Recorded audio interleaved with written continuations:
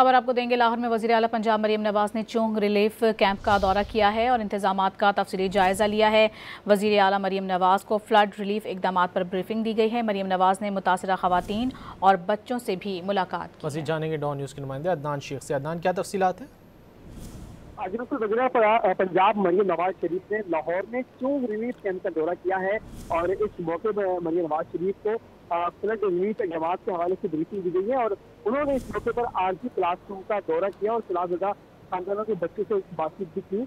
और वज़ीर आला पंजाब ने लाहौर चोंग रिलीफ कैंप में जो है डिप्टी कमिश्नर और रिलीफ जायजा जो फील्ड हॉस्पिटल का मेडिकल कैंप था उसका भी दौरा किया और जो है बच्चों से गुफ्तगू की और मुलाकात की और उन्होंने यकीन दहानी कराई कि हम किसी भी सूरत जो है सलाहुद्दीन को इसे नहीं छोड़ेंगे और इसे हर मुमकिन इमदाद भी करेंगे। जी अदनान, बहुत शुक्रिया इन तफसीलात के लिए।